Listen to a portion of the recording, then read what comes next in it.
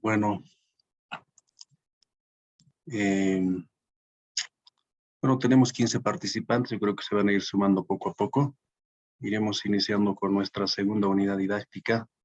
Antes quiero pedirles las disculpas por la postergación de las clases de ayer. Ayer tuve un percance enorme para llegar a mi domicilio por el tema del bloqueo, ¿no? Así es que no se puede dictar una sesión de clases desde una movilidad, desde un celular, porque también requiere cierta atención, ¿no? Y evitar algunos ruidos. Entonces he pedido al coordinador de que por favor podamos reprogramar la clase para hoy o para mañana y bueno, pues nos los han reprogramado para el día de hoy. Hoy vamos a trabajar en esta segunda unidad, por lo menos una hora en la exposición mía, luego quiero que trabajen ustedes en grupo respecto a algunas actividades, ¿no? Un pequeño trabajo que va a ser más de, diríamos, de reflexión y sobre todo de ir contrastando nuestra experiencia docente con precisamente este enfoque paradigmático de la formación basada en competencias, ¿no? Entonces, con ese preámbulo empezaremos. Es una presentación corta, está ya en la plataforma todas las presentaciones y todas las lecturas.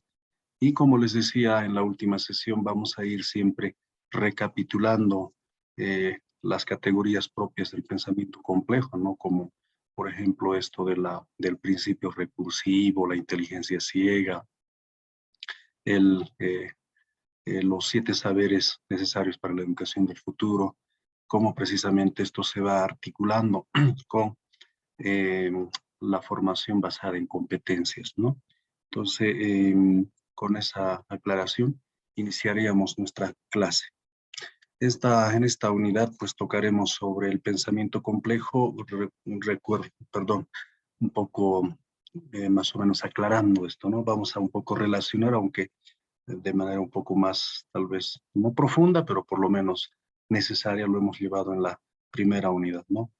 En la formación basada en competencias, pues en este enfoque viene a ser un conjunto de lineamientos, ¿no? Que pretenden generar las condiciones pedagógicas, es decir, nuevas condiciones, ¿no? Si bien hasta el momento se ha acuñado muchos términos, muchas categorías, muchas experiencias en el marco de, diríamos, de la concepción y praxis de la ciencia o de la disciplina convencional, es decir, de aquel saber, de aquel conocimiento parcelado, aunque producto obviamente del pensamiento filosófico, pero que nos ha ido poco a poco orientando tal vez a una manera única de pensar la realidad, ¿no? Que es simplificándolo, descontextualizándolo, desligándolo, etcétera, etcétera, ¿no?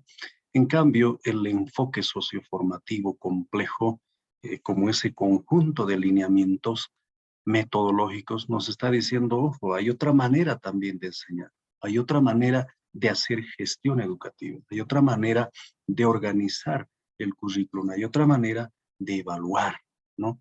Y que esto está bastante conectado, ¿no? Con la misma sociedad, ¿no? Con los procesos sociales, ¿no? Que tienen que ver mucho con procesos interactivos, una sociedad cambiante, una sociedad que pues se dinamiza, ¿no es cierto?, de un momento a otro, el tema político, la condición económica, las condiciones ambientales, esa complejidad de la sociedad, ¿no? Entonces, como que nos dice que el modelo, diríamos, el enfoque socioformativo complejo, si bien el contexto es complejo, ¿no?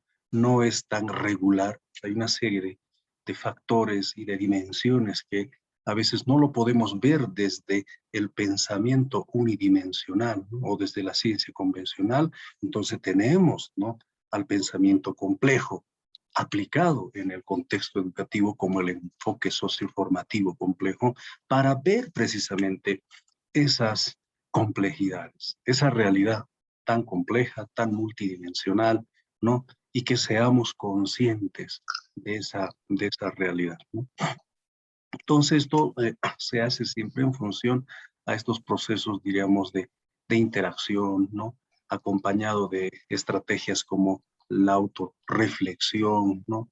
El tema siempre de ir un poco vinculando, ¿no es cierto?, la experiencia educativa con el contexto social, ¿no? Y también en función precisamente a las proyecciones del mundo laboral, ¿no?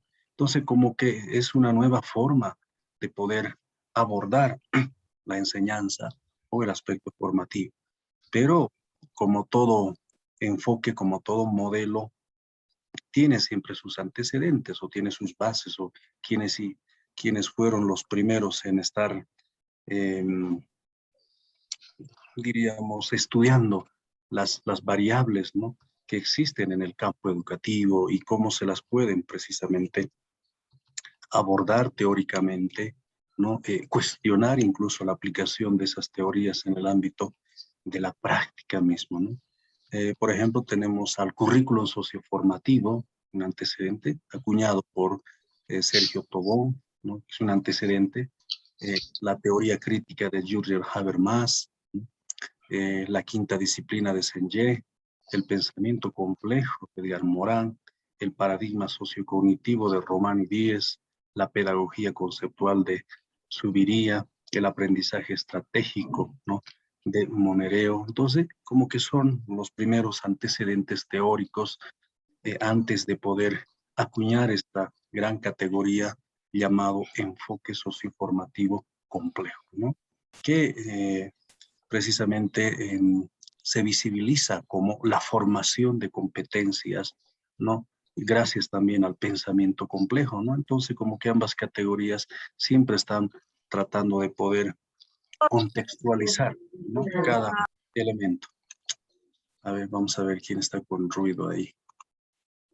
Les voy a pedir, por favor, de que vayan apagando sus micrófonos. El ruido un poco nos distrae. Mil disculpas, por favor. Entonces, es decir, el análisis de cada elemento educativo, de cada hecho educativo, de cada práctica educativa, tendrá que estar siempre en función a un contexto. Es decir, no podemos estudiar aislando del contexto, ¿no?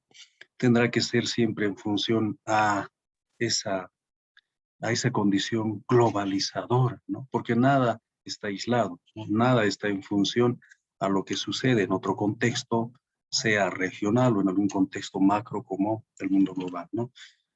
Entonces, el enfoque socioformativo busca eso y básicamente hay otra categoría que le da mucho más sentido al enfoque socioformativo, es el proyecto ético de vida. El proyecto ético de vida es precisamente la posibilidad de planear de manera consciente, de manera intencional, ¿no? Las finalidades, ¿no?, de formación, las finalidades o los propósitos que tienen los individuos, las personas, ¿no?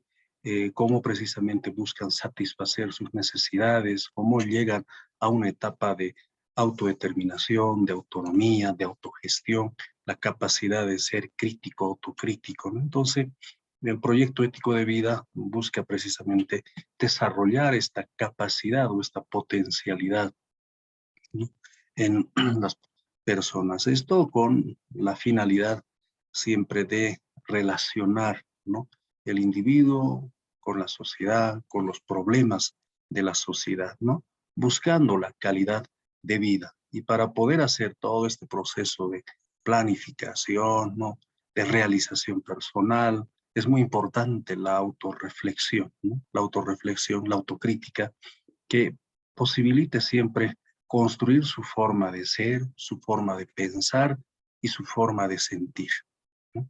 Entonces, fíjense cómo el proyecto ético de vida también nos está diciendo, ojo, si estamos proyectando el sentido de nuestra vida, ¿no?, la búsqueda de ciertos propósitos de nuestra vida, ojo, podemos tomar como estrategia, como recurso, como metodología a la autorreflexión, ¿no?, para poder construir nuestra propia forma de personalidad, nuestra propia forma de ser, ¿no? Eh, Siempre fomentando, ¿no es cierto?, una particularidad de pensamiento y de sentimiento, ¿no? Pero que esto a su vez estará siempre en función al contexto, es decir, en función a diríamos, a las normas de la propia sociedad, en función precisamente a esa condición tan compleja de la sociedad, ¿no?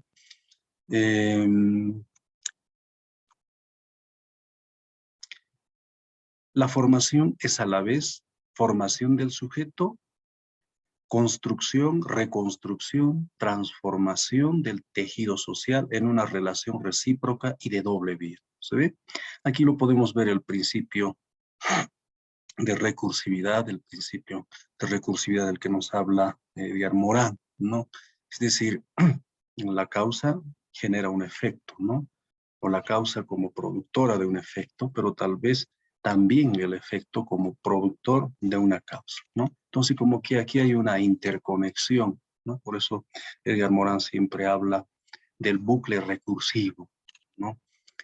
No siempre cuando hay, diríamos, polarización entre dos condiciones, entre dos dimensiones de la realidad, van a ser incompatibles, ¿no? En algún momento hay colaboración, ¿no? En algún momento tiene que haber contribución, ¿no? A eso lo llama el principio dialógico, ¿no? El principio también de la recursividad, ¿no? Entonces, por eso, fíjense aquí, la formación es a la vez formación del sujeto y construcción, reconstrucción, transformación del tejido social, ¿no?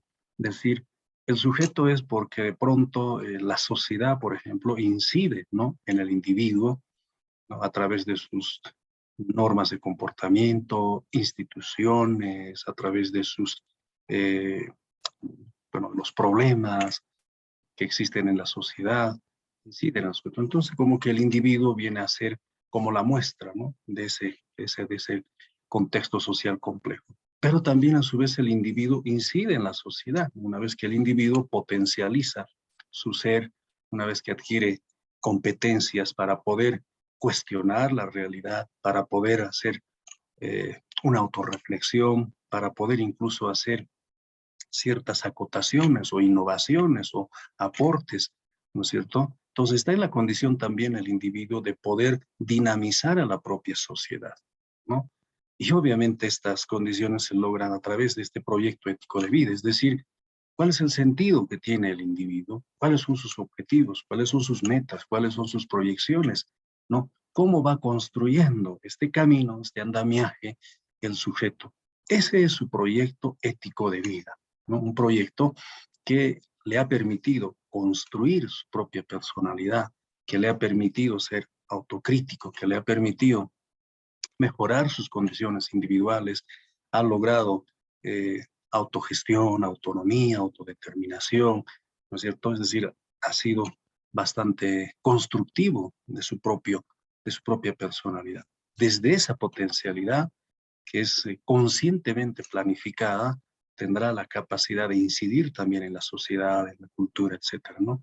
Y obviamente en la propia política, ¿no? Entonces, ese es el proyecto ético de vida, y la formación basada en competencias precisamente permite el fortalecimiento de esta condición, ¿no?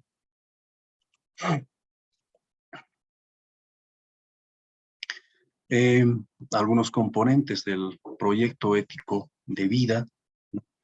Eh, Estas condiciones, por ejemplo, se basa en una ética que implica asumir las consecuencias de los actos y respetar las normas de convivencia, implica reconocer los errores y reparar los daños, ¿no? Entonces, el proyecto ético de vida también cuida precisamente diríamos, esa relación saludable con el conjunto de normas de la propia sociedad, ¿no? Y que hay que saber respetar, obviamente, estas condiciones institucionales, ¿no?, que la sociedad ha instaurado, ¿no?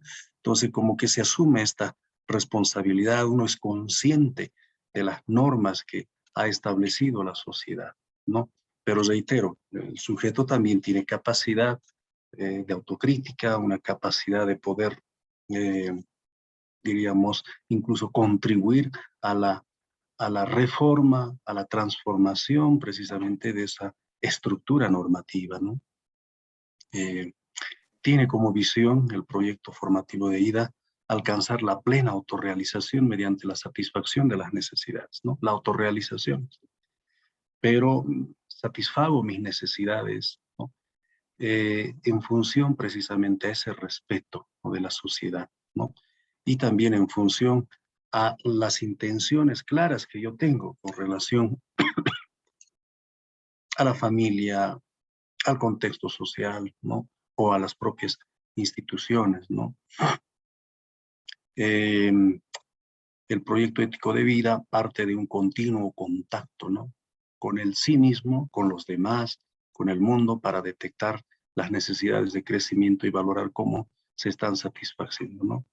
El proyecto ético de vida, si ustedes ven, no es precisamente una categoría que simplemente de pronto nos muestra un andamiaje simplista, ¿no? O sea, cuál debería ser el camino a seguir, sino hay un conjunto de valores, de principios, de procedimientos, ¿no?, para poder llegar a ese, diríamos, a esa condición autotransformadora, autoorganizadora, ¿no? Entonces, y esto tendrá que ser siempre retributivo, ¿no?, a la sociedad, ¿no?, y obviamente al entorno global, ¿no? El proyecto ético de vida se apoya en valores como, aquí está más o menos lo que mencionábamos hace rato, el automejoramiento, la justicia, la autovaloración, la honestidad y la transparencia. Estos son valores que nos permiten regular nuestros actos, ¿no?, para que no nos vayamos al extremo, es decir, para que no seamos más bien destructores de la sociedad, sino más bien constructores de la sociedad, ¿no? El proyecto ético de vida se construye mediante el establecimiento de estrategias generales basadas en metas que se ponen en acción mediante actividades específicas, ¿no? Entonces, las estrategias son claves, estrategias pero que permitan siempre eh, valorar la condición de uno, reconocer las potencialidades o las fortalezas del entorno o del compañero en ese proceso, ¿no? Y cómo nosotros precisamente también vamos solucionando problemas, resolviendo las incoherencias, las irregularidades que están presentes en el contexto social, que están presentes en el campo educativo, ¿no? Y eso vamos a siempre hacerlo a través de estrategias o ciertas tácticas que nos permitan involucrarnos en el problema complejo como tal, ¿no? Y afrontar al problema desde nuestra experiencia, desde nuestro esquema de pensamiento. Se lleva a cabo valorando, ¿no?, el proyecto ético de vida, los logros obtenidos respecto a las consecuencias de metas y el establecimiento de aspectos específicos por mejorar. Entonces, como que hay siempre este hilo conductor, ¿no? Lo que hago está en función a algunas metas, a algún propósito, ¿no? ¿Qué es lo que quiero hacer? ¿Para qué quiero hacer un determinado trabajo, ¿no? ¿Cómo voy a resolver el problema de la institución educativa, de la sociedad o de las instituciones gubernamentales, ¿no? ¿Cuál es el objetivo, ¿no? ¿Cómo me involucro en esa complejidad? Entonces, como que tengo que tener miradas multidisciplinares ante esa realidad tan compleja, ¿no? Pues por eso Edgar Morán dice, ¿no? Eh, si queremos aprender a circular en la realidad, en el mundo complejo, tenemos que reformar nuestro pensamiento, ¿no? Hay que adquirir un pensamiento complejo también para poder darse cuenta de que la realidad es complejo, ¿no? Porque si seguimos con el mismo esquema de pensamiento simplista, reduccionista, no vemos. Si vemos la realidad compleja, pues lo vemos ambiguo, vemos una realidad incoherente, vemos que de pronto hay desarmonía, ¿no? Entonces, no estamos preparados para poder asumir esta gran competencia de, de convivir con la realidad, ¿no? Entonces, la socioformación, una categoría acuñado desde este enfoque de pensamiento, nos dice que eh, la formación en sentido general tiene que desarrollar o tiene que construir capacidades, habilidades conocimientos, ¿no? Actitudes y valores.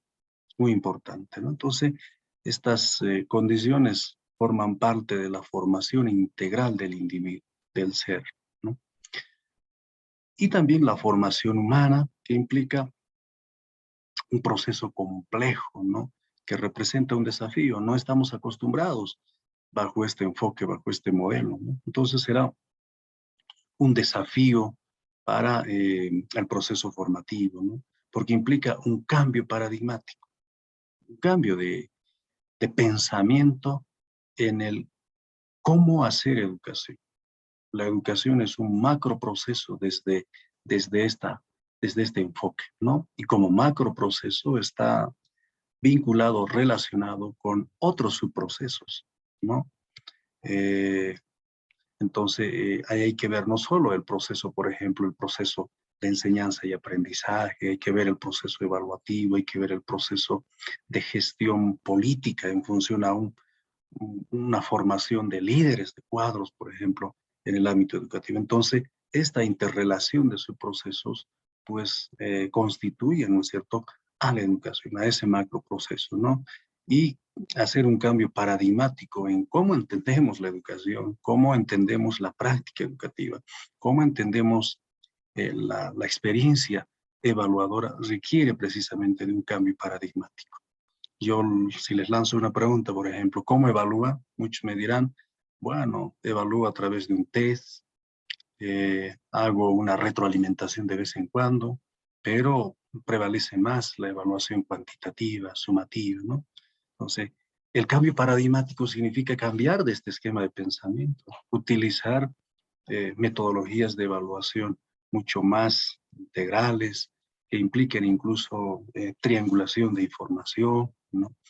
Y eso es mucho más trabajoso para el docente, ¿no? Pero ese es el andamiaje apropiado para poder llegar a una, diríamos, a la emisión de un juicio valorativo sano y constructivo, ¿no? Porque hemos triangulado información, hemos valorado distintos elementos en el proceso formativo, hemos evaluado el desarrollo cognitivo del estudiante, hemos desarrollado, perdón, hemos evaluado incluso hasta nuestra propia herramienta de evaluación, nuestro cuestionario. Hemos evaluado incluso hasta el contexto en el que hemos aplicado el examen. Entonces, eh, es realmente es un gran desafío, pero necesario para poder ver la complejidad de la realidad educativa, ¿no? Entonces, en el proyecto, en la formación basada en competencias, sucede esto, ¿no? Las potencialidades personales, el proceso de autorrealización es muy importante en la socioformación, ¿no? Es decir, adoptamos la formación del individuo, de la persona, siempre en función a la sociedad, ¿no? En la siguiente unidad vamos a ver precisamente qué hay en la sociedad, ¿no? En la sociedad hay grandes industrias, en la sociedad incluso hay grandes conflictos, hoy lo podemos ver, la guerra en Rusia con Ucrania, ¿no? La formación, cómo debería estar articulado a estas proyecciones, ¿no? A estas potencialidades, ¿no? Entonces, ahí el hilo conductor lo tenemos en el contexto social, pero también el tema de los valores, el tema de la capacidad de autorreflexión, de autocrítica, hace que seamos más conscientes, ¿no?, de nuestro rol o de nuestra función en el contexto. La socioformación es un concepto que da cuenta de la integración de las dinámicas sociales y contextuales que operan sobre el sujeto con las dinámicas personales. Por ello, la formación es la resultante de la articulación de procesos sociohistóricos y procesos individuales. En la socioformación estamos invitados, por no decirlo obligados, a estar siempre buscando la articulación, ¿no?, con el otro. La articulación del hecho educativo con otro hecho educativo. La articulación de una disciplina con otra disciplina, ¿no? La articulación incluso de posiciones antagónicas, ¿no? La articulación, diríamos, de paradigmas como que son antagónicas, pero según el pensamiento complejo pueden dialogar, ¿no? La articulación entre el positivismo y el naturalismo, ¿no? La articulación entre la teoría y la práctica, la articulación entre el orden y el desorden, ¿no? Que son a simple vista desde el esquema convencional de pensamiento, que son cosas no coherentes, ¿no? Que son cosas contradictorias, son polos opuestos, pero desde la formación en competencias no.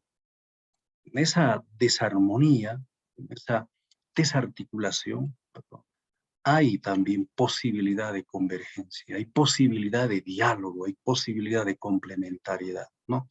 Y es eso lo que tenemos que enseñar a las futuras generaciones desde la perspectiva del pensamiento complejo, ¿no? Desde el enfoque socioinformativo, ¿no? Y muchos dirán, no, pero ¿cómo es eso? O sea, como que nos salimos del ritmo o de la rutina habitual, ¿no? De hacer eh, educación en nuestras instituciones educativas. La socioformación implica que la sociedad en su conjunto posibilita espacios, recursos, estrategias, apoyo, finalidades, normas, demandas, expectativas, valores para mediar la formación de sus miembros con el fin de mantener y reconstruirse continuamente, afrontando los cambios dentro del marco de unos determinados contextos, ¿no? Entonces, aquí somos conscientes de que no somos seres acabados. No porque tengamos un doctorado, somos dueños de la verdad. No porque tengamos varios cursos, lo que conocemos de pronto es, diríamos, irrefutable. Todo cambia, todo se dinamiza, ¿no? Por eso hay un proceso, diríamos, de construcción, pero también de deconstrucción, ¿no? Y ser consciente de esta complejidad requiere estar continuamente afrontando los cambios, ¿no? Dentro de ciertos contextos, ¿no?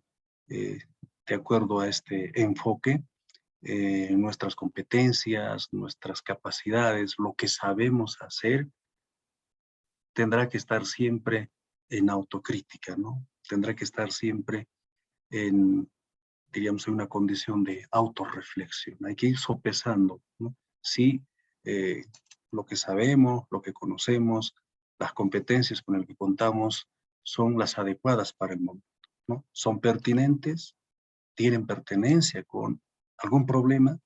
En ese marco, nos vamos a dar cuenta nosotros de que somos seres imperfectos, ¿no? Somos seres que estamos en constante construcción y de deconstrucción. Hay una intercreación entre el hombre y la cultura, es lo que hace rato más o menos decía, ¿no? La cultura crea al hombre y el hombre crea la cultura. Es desde este postulado que surge la propuesta de abordar la formación de competencias como un proceso recursivo y dialógico, por medio del cual la sociedad forma a sus miembros para la autorrealización y a su vez es esta formación la que posibilita la permanencia y continuidad y continua recreación de la sociedad, ¿no? Entonces, como que hay esa influencia, digamos, dialógica, ¿no? Entre el individuo y la sociedad y la cultura. Somos seres productos de la cultura, ¿no? Portamos en nuestro yo interior eh, valores y principios culturales, una lengua construida en un contexto cultural, procesos comunicativos, producto precisamente de esa construcción cultural, pero también somos seres capaces de poder ayudar a la deconstrucción de esos elementos culturales, ¿no? Y a dinamizar y cambiar a la cultura, al contexto como tal, ¿no? Entonces, con el problema nomás que hay en el Alto, por ejemplo, ustedes pueden ver, ¿no? Cómo es el comportamiento social, cómo se comportan nuestros hermanos alteños, ¿no? De pronto al tomar la alcaldía municipal, demuestran ciertos actos, ¿no? Quieren cambio en la alcaldía, ¿no? Pero también de pronto la alcaldía pone sus condiciones, ¿no? Entonces, como que hay posiciones antagónicas, pero estas posiciones antagónicas ¿En qué momento interactúan? ¿En qué momento generan puntos de convergencia y obviamente visibilizan, diríamos, otra realidad, un contexto donde se resuelven los problemas, donde hay armonía entre ambos actores, etcétera, ¿no? Entonces, esta forma de asumir la conciencia, pues requiere pasar por estas etapas del pensamiento complejo, ¿no? Ver siempre en ambos sentidos, ¿no? Las cosas, la realidad como tal. Se me escucha, disculpen porque estoy un poco delicado, puede ser que la voz no me acompañe bien, mil disculpas, Doctor, pero tengo, perdón, perfecto, doctor, escucha. muchas gracias, a ver,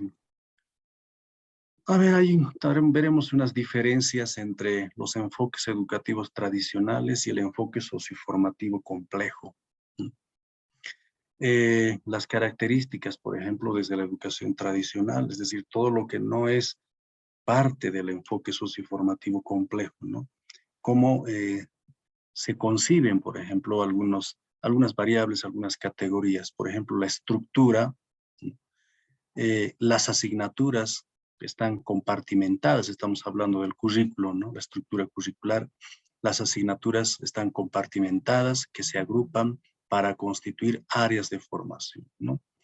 Eh, Esto en el enfoque formativo tradicional, ¿no? Es como que de pronto una materia está por este lado, por otro lado, hay una interrelación, pero más desde el punto de vista administrativo, no desde el punto de vista epistemológico, no desde el punto de vista del contenido formativo o desde el punto de vista de un objetivo de formación, ¿no? Como que están agrupados ahí por agrupar, ¿no? No hay un norte, claro. En cambio, en el enfoque socioformativo complejo, hay nodos problematizadores, es decir, hay un problema que los une, ¿no? Hay una realidad problemática que es de interés de ambas áreas, de ambas asignaturas. Y proyectos formativos en los cuales se entreteje el saber popular con los conocimientos de las diversas disciplinas, ¿no? No es simplemente hablar de un conocimiento disciplinar, objetivo, científico, positivista, naturalista, etcétera, etcétera, ¿no? Sino que también estos conocimientos científicos que son, diríamos, de pleno dominio de la academia, están relacionados también con los saberes populares, ¿no? Con los conocimientos generados en otros contextos, en otras realidades. Eso nos dice Edgar Morin. No hay una sola fuente del saber, del conocimiento. No hay una sola forma de hacer ciencia. Hay múltiples formas. Por eso el pensamiento complejo nos habla siempre de la multidimensionalidad de la realidad, ¿no? Y estamos invitados a conocer esa multidimensionalidad, esa complejidad de puntos de vista para poder conocer la realidad, el hecho, el fenómeno educativo y ser conscientes, ¿no? De sus bondades y de sus debilidades, ¿sí? Pero también en medio de esta complejidad, pues el hombre, digamos el individuo, es consciente de su rol, ¿no? ¿Cuál es su rol frente a esa complejidad? ¿Cómo contribuye a dinamizar a la sociedad, a las culturas desde su condición, ¿no? Desde su pensamiento complejo. Y las metas, por ejemplo, porque bueno, en cualquier modelo, en cualquier paradigma educativo siempre hay metas, ¿no? Pero en los paradigmas tradicionales, la formación de conocimiento y habilidades compartimentados en asignaturas con baja interacción entre sí y con los problemas reales del contexto, ¿no? Se fundamentan en la ilusión de la certeza. La formación de los conocimientos, ¿no? Los conocimientos están pues fragmentados ahí, ¿no? Lo que corresponde, diríamos, al saber lógico-matemático estará en el área de las matemáticas, ¿no? Lo que corresponde al saber histórico, en las historias, ¿no? Lo que concierne diríamos, em, al comportamiento social, estará de pronto en las áreas sociales, ¿no?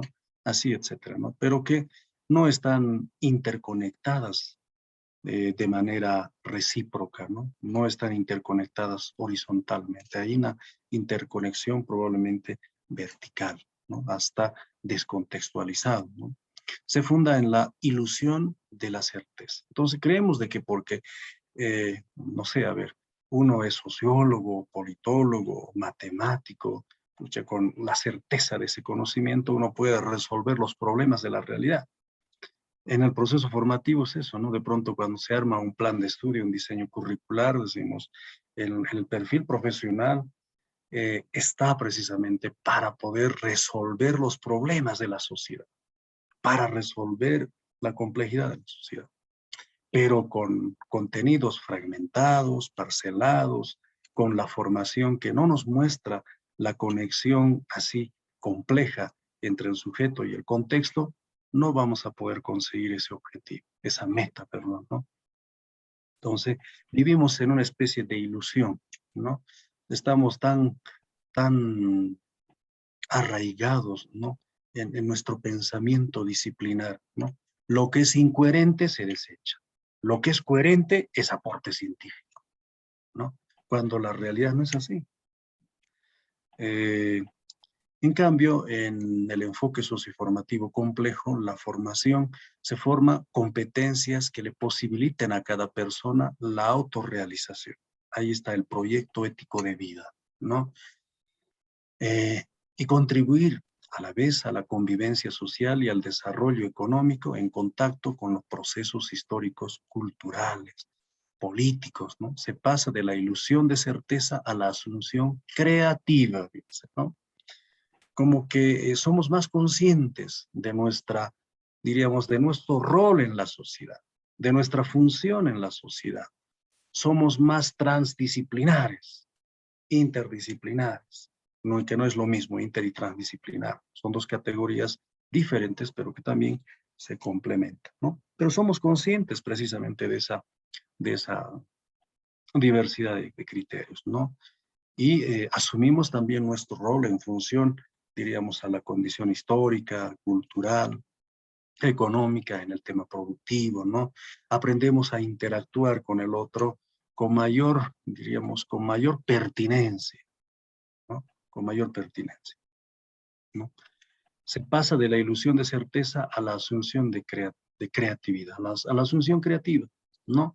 Es decir, no siempre para nosotros lo que parece ser regular, lógico, coherente, sino viendo obviamente la otra dimensión, también aprendemos a ver las incoherencias y cómo nos familiarizamos con aquello, ¿no? Somos más conscientes, ¿no? De los altibajos, si vale el término, de una condición. Entonces pasamos esa limitante, ¿no? No estamos solo preparados para ver todo lo que es solo regular, lógico, sistémico, sino también para ver la otra cara de la realidad, la otra cara de la educación. En términos generales, a ver, en la educación, ¿no? ¿Qué estamos acostumbrados a ver? Estamos acostumbrados a ver, por ejemplo, de que tengamos una administración eh, de la institución educativa en cualquier institución, ¿no? Que nos ponga las normas, que nos pongan los horarios, las condiciones de trabajo pedagógico, listo. Estamos acostumbrados a ver eso. Pero qué es lo que no estamos viendo? ¿Qué deberíamos ver? ¿Qué debería estar detrás de esta experiencia? ¿No? De pronto, una administración eh, que sea mucho más, eh, a ver, una administración que sea mucho más eh, constructiva, ¿no? Que nos muestre incluso posibilidades de aporte desde la dimensión pedagógica, o sea, que en lugar de que nos impongan el horario, de pronto aprendamos también a hacer las sugerencias o de pronto aprendamos a hacer nuestras recomendaciones en el plano normativo, en el calendario académico, o cuando querramos hacer la actualización del currículum, por ejemplo, cómo los aportes y las experiencias del docente pesan, ¿no? En la parte de la gestión administrativa. Esa es la otra dimensión que, si bien vemos, pero no lo practicamos, ¿no? Entonces, hay que ver también esta otra dimensión constructiva. Hay que pasar tal vez de esta aplicación de esta metodología tan simple de poder asumir la gestión administrativa, ¿no? Y ver también desde la óptica de la transformación pedagógica. En el ámbito de la didáctica, la enseñanza de métodos, ¿no? La escuela activa, si bien hay muchas corrientes que nos muestran sobre cuáles son las metodologías constructivistas, conductistas, cognitivistas, etcétera, etcétera. Pero bueno, hay que transitar precisamente de estos enfoques. Por ejemplo, la enseñanza, por objetivos operativos, los procedimientos uniformes para todos los estudiantes, un mismo ritmo de aprendizaje, la exposición del docente para el estudiante, para que el estudiante introyecte los conocimientos, la escuela clásica. Esto es lo que vemos, ¿no? Hasta el momento incluso con la clase expositiva que estamos haciendo, como que estamos todavía en lo convencional. Hay que pasar esto a una condición mucho más activa, ¿no? La formación de competencias con base en los problemas de la comunidad y los intereses de los estudiantes. ¿Cuáles son los problemas de la comunidad, del barrio, de la zona, del contexto? ¿Cómo podemos tocar el problema, el núcleo problematizador, ¿no es cierto?, desde una experiencia educativa, desde la escuela, si vale el término, ¿no? Cuando hablo de escuela me refiero a todas las instituciones, ¿no? No me refiero solo a educación regular, ¿no? Entonces, respecto al ritmo de aprendizaje de las personas, cada una de las pautas institucionales y sociales. Se emplean estrategias didácticas que promuevan la formación del espíritu emprendedor, la exploración y la intervención en el entorno, ¿no? El método de trabajo por proyectos, taller, el emprendimiento, las pasantías, como que en lo didáctico pasamos, ¿no? De un proceso educativo, ¿no? Pasivo, de un proceso educativo transmisor de conocimientos, donde el protagonista sigue siendo el docente, donde hay un individuo que conoce todo y que puede transmitir su experiencia, diríamos, de la manera más lúcida, ¿no? De esa condición pasamos a otra, donde eh, hay mayor actividad del estudiante, ¿no? Se trabaja en función a proyectos, a problemas. Como que el docente se vuelve facilitador, orientador, guía. Cambian los roles. El rol del docente, ¿no es cierto?, que era mucho más protagonista tal vez en los enfoques convencionales, pues en el otro pasa a ser un docente constructor, ¿no? Incluso un docente que aprende precisamente de la experiencia de sus estudiantes.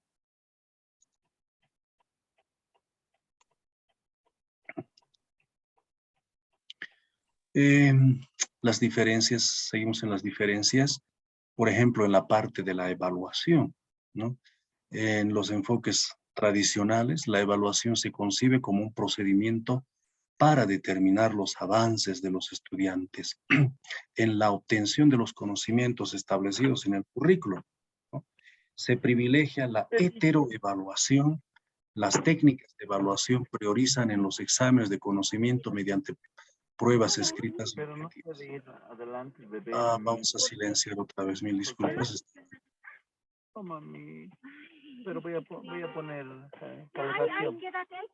Creo que alguien está en el mercado. Creo que Samuel está haciendo compras. Pongo calefacción. Adelante, acompáñale a tu papá.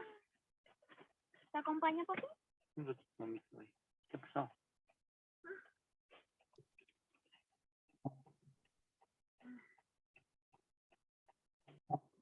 No puedo silenciar ahora.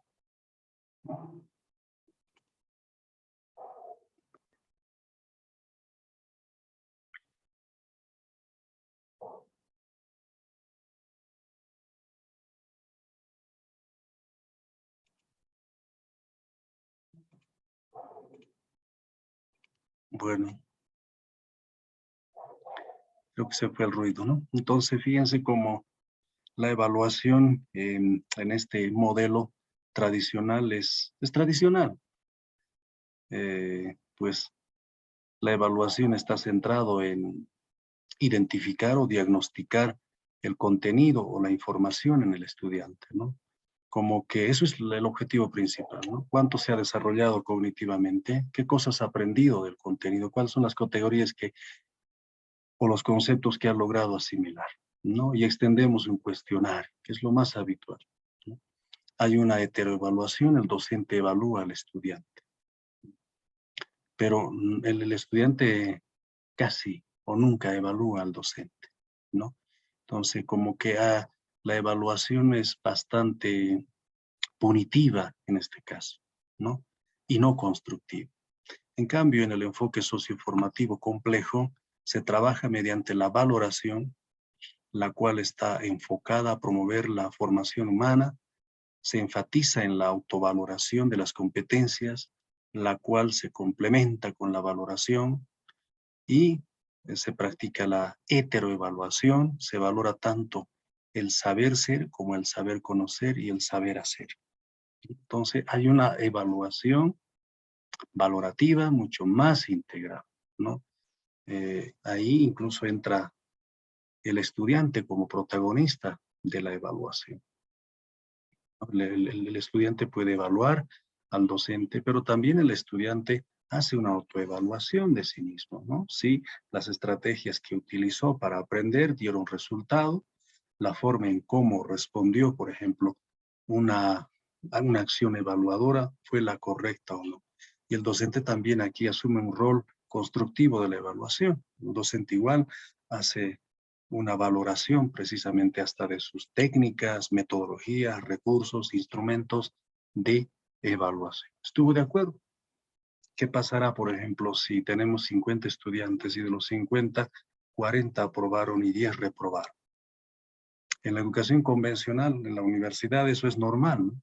Que la mayoría reprueben. Mejor todavía si reprueban todos. Así no tenemos competencia profesional a futuro, ¿no? Como que es muy punitivo desde la condición convencional. Pero esa cifra de 40% de reprobados y 10% de aprobados, desde el pensamiento socioformativo complejo, pues significa, ojo, algo está sucediendo. De pronto está fallando mi metodología de evaluación, ¿no? De pronto, incluso hasta la forma de plantear una pregunta no sea la adecuada, ¿no? Entonces, como que me está invitando precisamente a hacer a demostrar una actitud de autocrítica, de autovaloración, ¿no?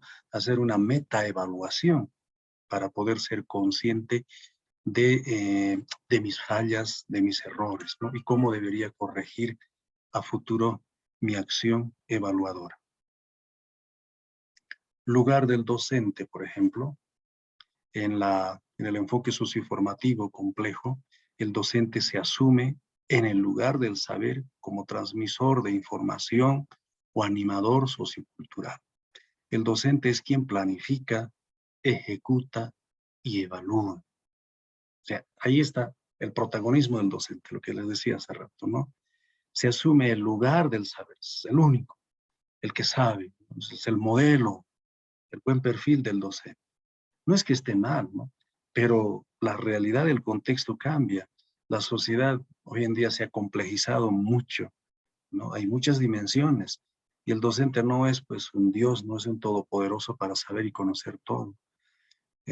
Hoy podemos ver incluso a estudiantes que son mucho más activos y mucho más constructivos en concebir la realidad, ¿no? E incluso nos pueden enseñar sobre nuevas realidades, ¿no? Sobre nuevas experiencias. Con las tecnologías de la información y comunicación, por ejemplo, lo hemos evidenciado con esta pandemia, ¿no? Como que los que somos más mayorcitos nos cuesta un poco tal vez dominar tan competitivamente ciertos dispositivos, aplicaciones, ¿no? Pero, ¿qué pasa con los jóvenes, con los adolescentes, ¿no? Prácticamente tienen la facilidad de poder entender estos recursos tecnológicos, ¿no? Entonces, por eso en el enfoque socioformativo complejo se pasa, diríamos, a otro perfil de docente. El docente se asume como facilitador de recursos, conceptos, fuentes de conocimiento, metodologías, espacios para que los estudiantes construyan su formación desde el proyecto ético de vida. Otra vez sale, proyecto ético de vida, es decir, ese proyecto, perdón, es decir, diríamos esa realidad planificada, ¿no? Es decir, todo su andamiaje ya proyectado con un sentido hacia la convivencia hacia la vida en adelante, ¿no? El docente promueve en los estudiantes la formación de competencias, de autoplanificación, ejecución, valoración continua mediante la enseñanza de estrategias de aprendizaje afectivo, motivacional, cognitivo, metacognitivo y actuacional, ¿no? Es decir, nuestra función es, o nuestra tarea, nuestro rol como docente, es que el estudiante aprenda a construir su propia experiencia, aprenda a utilizar sus propios recursos de aprendizaje, ¿no? Aprenda a ser consciente por sí mismo de la complejidad de la realidad, ¿no? Entonces ahí ya no somos los dueños de la verdad, los dueños de la transmisión del conocimiento, sino más bien somos facilitadores. Pero somos guías y orientadores, porque en ese proceso de ser consciente de cómo se ve la realidad en su complejidad, requiere de herramientas el estudiante, ¿no? Requiere de apoyo, requiere de inculcarle ciertos esquemas de pensamiento. Y ahí entra el rol del docente. Muchas veces esto se confunde, ¿no? Cuando, no sé, pues les generamos una estrategia de aprendizaje basado en proyectos, como el que decimos, bueno, aquí hay un tema, por favor construyan el proyecto, ustedes vean cómo se identifica el problema, cómo se diagnostica el problema en la realidad, pero yo quiero que me den productos, resultados.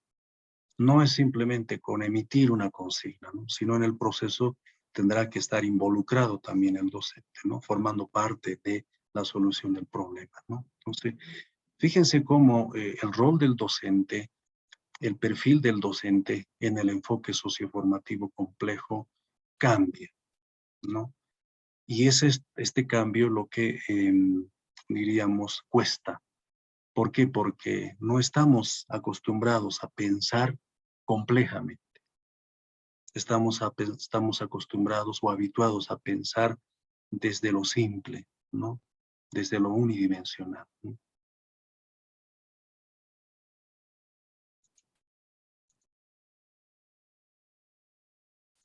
La formación como un sistema complejo, ahí está. La educación, por eso les decía, es un macro proceso, no es un proceso simple, es un macro proceso, porque hay muchas dimensiones. Por ende, la formación es un sistema complejo, porque interactúan muchas dimensiones, ¿no? Del currículum, que estará como una de las dimensiones, aquí faltan muchas dimensiones, ¿no? El currículum, cuando hablo del currículum, ¿a qué me refiero? Han llevado, me imagino que algún módulo, ¿no? Relacionado con currículum, gestión del currículum, diseño curricular. ¿Alguien me puede decir qué es el currículum?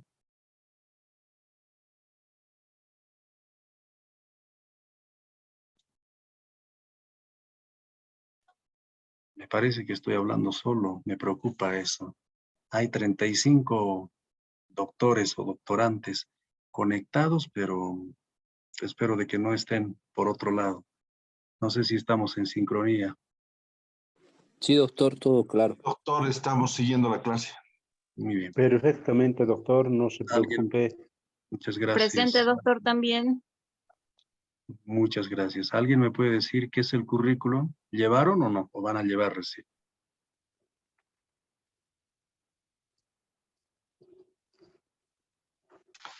Doctor. Aldo.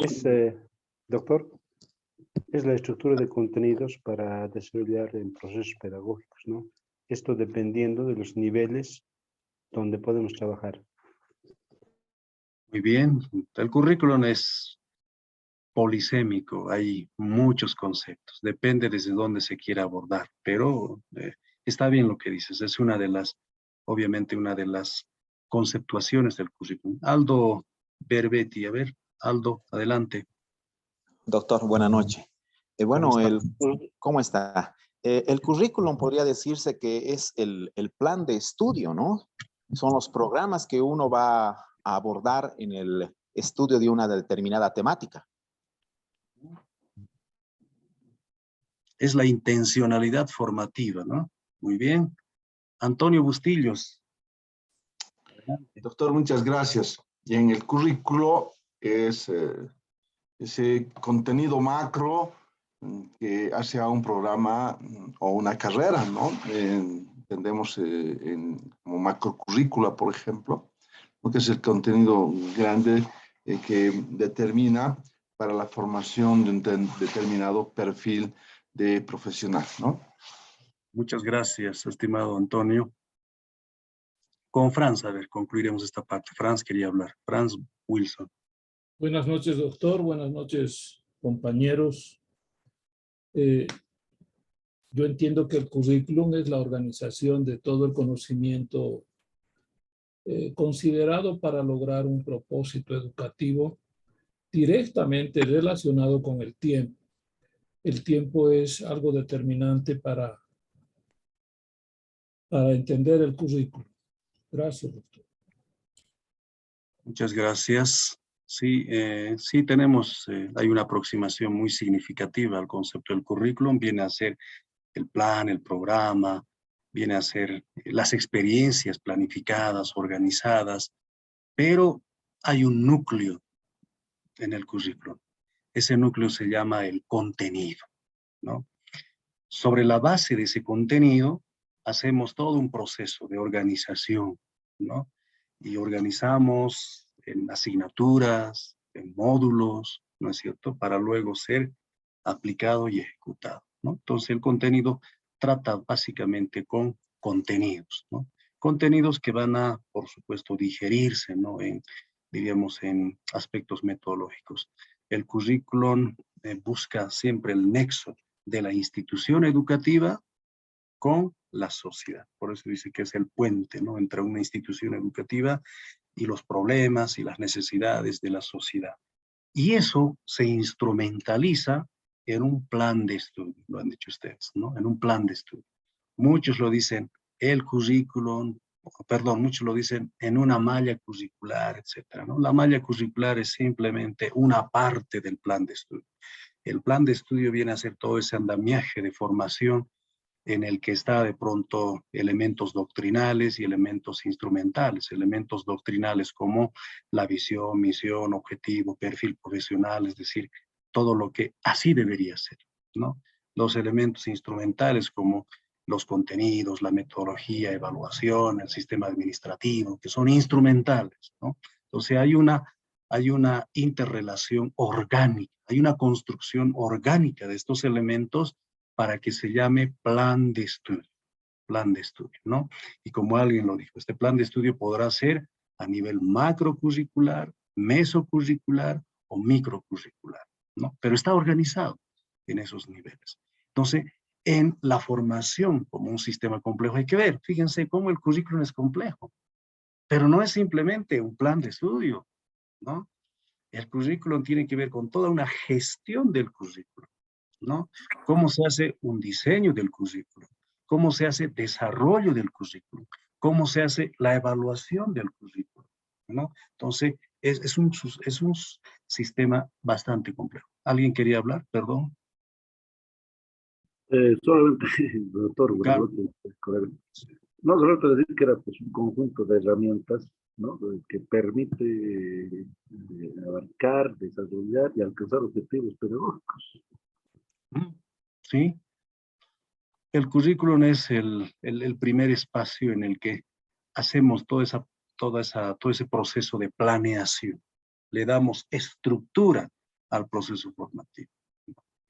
Y obviamente nos ayuda a instrumentalizar los procesos de enseñanza y aprendizaje. Cuando a alguien le contratan como docente en una X universidad, ¿qué es lo que hace? Lo primero que hace es solicitar los contenidos mínimos, ¿no? Ver en función a qué objetivo está el contenido, en función al logro de qué perfil está, ¿no?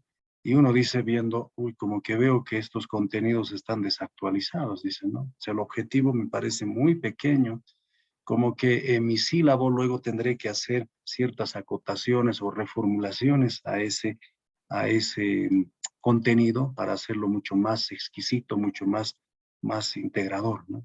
Eso hacemos entonces, pero tomamos como primer referente siempre al plan de estudio, ¿no? Que es parte del currículum, ¿no? No es una discusión, vamos a ver en el siguiente tema algo del currículum, pero no es un módulo de diseño curricular. Simplemente lancé la preguntita para ver si entendían. Veo de que hay experiencias muy interesantes, conocimientos muy adecuados al tema, ¿no? Entonces, relacionemos con nuestro tema. Ese complejo sistema, ¿no?, de constructo metodológico llamado currículum, pues tendrá que estar conectado con otros sistemas o subsistemas también complejos, ¿no? Por eso se habla del macro proceso complejo. No es una simple conexión de dimensiones o de áreas, ¿no? Sino que en cada dimensión hay subdimensiones. La gestión administrativa es otro mundo. Es otro mundo la gestión administrativa. No solo tiene que ver de pronto con normas administrativas, con leyes, con reglamentos, no sé, pues con ciertas regularidades, por ejemplo, de cómo el calendario académico, de cómo organizar administrativamente todo el andamiaje administrativo, ¿no? Es otro mundo bastante complejo, ¿no? Cómo se relaciona con la gestión pública, con los problemas sociales del Estado, ¿no? Entonces, es otro mundo.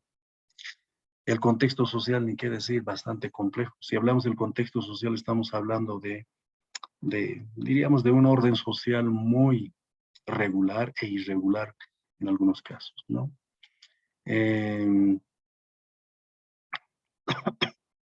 Nadie se explica seguramente cómo el comportamiento del compañero o del hermano alteño es tan característico, ¿no? A veces conseguir las cosas a través de presión, o a veces agresión, insultos, chicotazos, ¿no? Es así de complejo, ¿no? Desde nuestra perspectiva no lo entendemos, ¿no? Pero, ¿qué pasa si también aprendemos a pensar y sentir como ese alteño humilde, ¿no? Que tiene su propia forma de poder exigir sus derechos, ¿no? Entonces, tendremos otra perspectiva desde ese ciudadano. Es complejo así de la realidad, ¿no?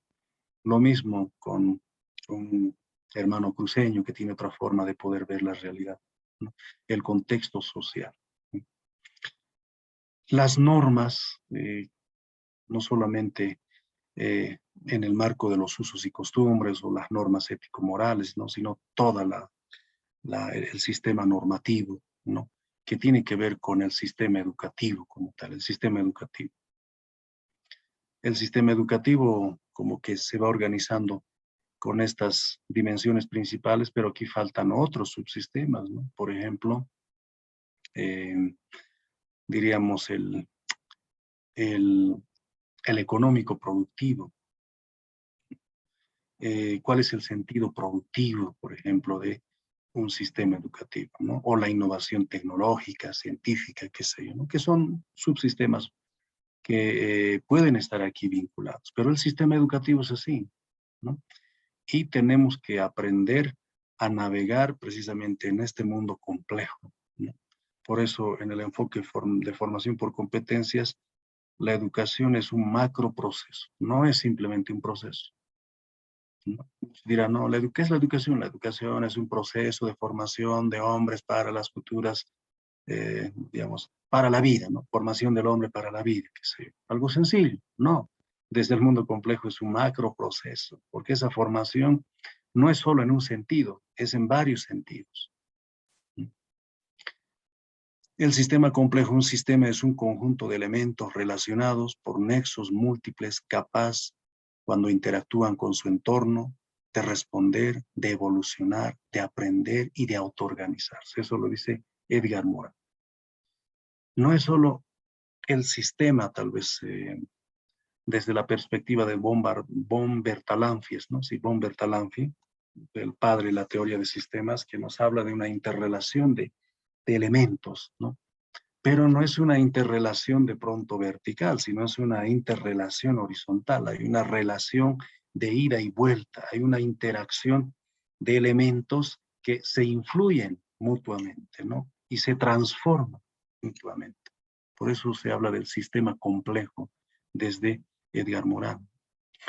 el macroproceso complejo. La educación es un sistema y como tal plantea el requerimiento de realizar una reflexión sobre el funcionamiento real de sus componentes en interacción con el contexto, teniéndose en cuenta su interacción y evolución a largo plazo. ¿No? Entonces, ese es el macroproceso complejo. La educación es un sistema y como tal plantea el requerimiento de realizar reflexión, autocrítica, capacidad de autogestión, capacidad de transformación, de innovación.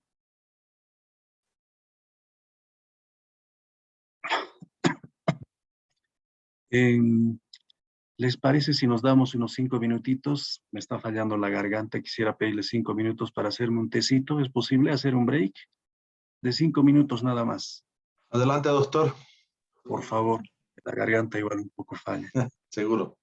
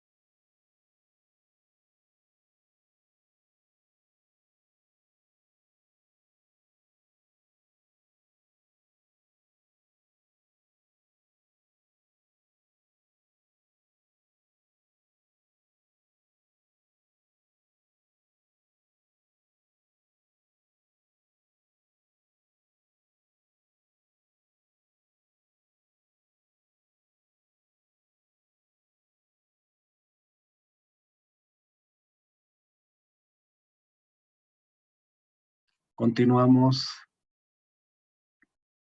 ¿Están ahí? Sí, doctor. Sí, doctor. A disculparme. Sí, doctor, estamos acá.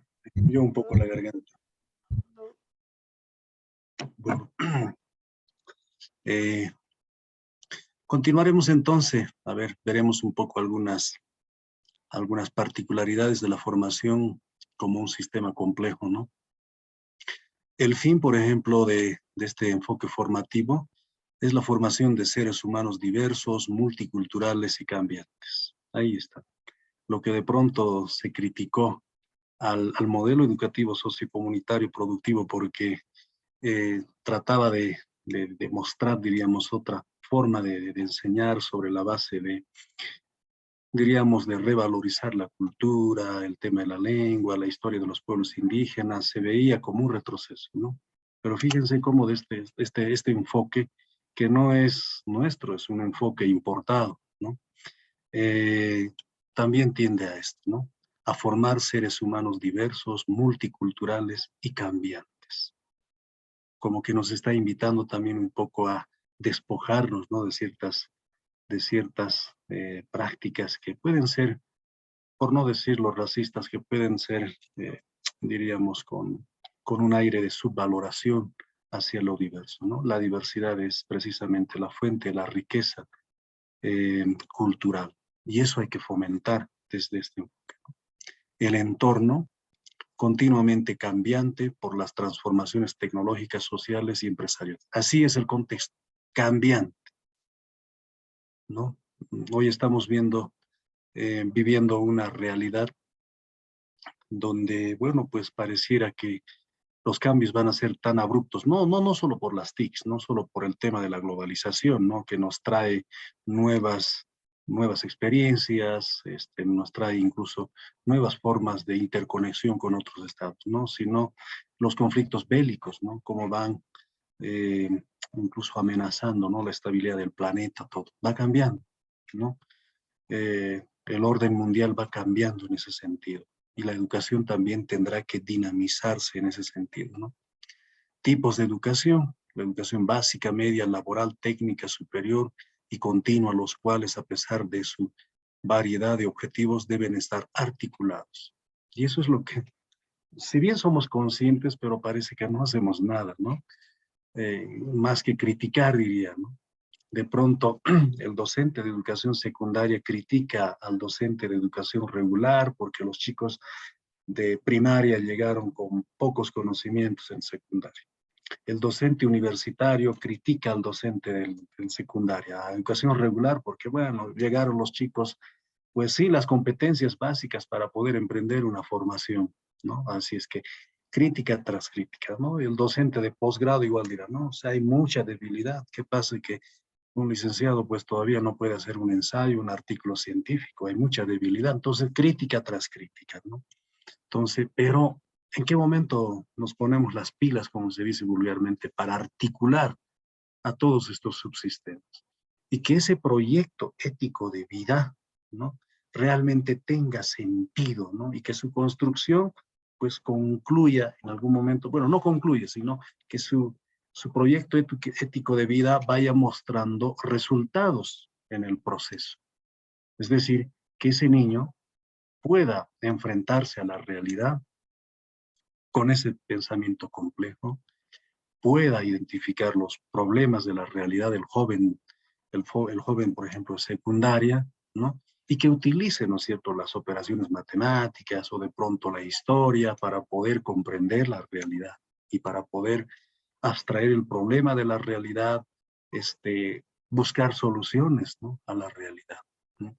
El profesional universitario, de igual manera, tendrá que ser consciente, sensible de los vacíos, las incoherencias, las regularidades, ¿no?, o las certezas de la realidad, y sobre esa base podrá, diríamos, proyectar, ¿no?, sus recursos, diríamos, sus potencialidades, sus competencias laborales, ¿no? Entonces, ahí precisamente se tiene que ir también tejiendo, construyendo, ¿no?, el pensamiento complejo, ¿no?, la acción compleja, frente a un mundo tan complejo, ¿no? Y los modelos pedagógicos, ¿no? También tendrán que ser diversos, ¿no? Cada uno tiene sus propios objetivos, filosofía. Eso cada modelo sabemos, ¿no? No hay un modelo pedagógico único. No hay un modelo pedagógico, diríamos, aplicable universalmente. Cada modelo pedagógico ha sido acuñado, construido en algún contexto, pensado en función al problema de ese contexto. Pasa que cuando trasladamos este modelo a otro contexto, ya presenta incoherencias, ¿no? No es contextualizable al 100%. Pero cuando somos conscientes de esta incoherencia, ¿qué decimos? No, es que ha sido elaborado este modelo en Europa, en Estados Unidos, ha dado resultado, que el capitalismo, la globalización, nos está diciendo adoptemos este modelo. Pero ¿qué pasa con un contexto como el boliviano, ¿no? Que tiene precisamente otra concepción de la realidad, que tiene otros problemas, como que no cuaja, si vale el término, ¿no? Entonces, pero tenemos que aprender a transitar o a circular en estos modelos. Por supuesto, cada modelo tiene su aporte, cada modelo tiene su bondad, ¿no? ¿Y por qué no hacer diríamos, una especie de simbiosis de modelo, ¿no? O de puntos de cada modelo, ¿no? Para construir lo nuestro, ¿no? Ningún modelo es malo ni sano, sino hay que saber otra vez, apliquemos el pensamiento complejo, hay que saber ligar, unir, articular, buscar el diálogo y la cooperación a nivel de modelos. ¿Qué pasa con nosotros? Me incluye hasta yo, estamos acostumbrados a aplicar un modelo como una receta, ¿no? El modelo de María Montessori, ¿no? El modelo pedagógico liberador de Paulo Freire, en un solo sentido, ¿no? O el modelo sociocultural de Vygotsky, ¿no? Pero, ¿qué hacemos también nosotros como educadores integrando estos modelos y forjando a los futuros profesionales con esta mentalidad abierta, integradora y que no simplemente esté encasillado en un punto de vista? O eso que llama Edgar Morin como la inteligencia ciega, ¿no? Que solo ve una realidad desde un paradigma. La relación con el entorno, como debería ser, o como es, en la formación como un sistema complejo. Es un sistema, la relación con el entorno, es un sistema cerrado, abierto a la vez. Las dos, es un sistema cerrado, pero abierto a la vez. ¿Cerrado en qué sentido? Porque hay ciertos principios, ciertos patrones, ciertas regularidades, ¿no? Que nos dice así debería ser el comportamiento humano. Un modelo al final es ese prototipo, ¿no? Donde hay normas, donde hay ciertos hechos que regulan un determinado comportamiento o regulan a las propias estructuras de la ciencia, ¿no? Pero no debería ser cerrado, también tiene que ser abierto. Es cerrado frente a sus metodologías y filosofías, ¿no? A veces como que dice, no, así hay que pensar, así hay que ver la realidad, así debe sentir el hombre, ¿no? Es abierto frente a las necesidades y retos sociales. Claro, si la realidad cambia, si las necesidades cambian, ¿no? No porque una familia tenga dinero, tenga vehículos, satisfizo sus necesidades. Emergen nuevas necesidades, ¿no? Entonces hay que tener esta mentalidad abierta. Hay un constante cambio de las expectativas del entorno frente a la formación, lo que exige una continua transformación de las instituciones educativas. Así como cambia la sociedad, tienen que cambiar nuestras instituciones educativas también, ¿no?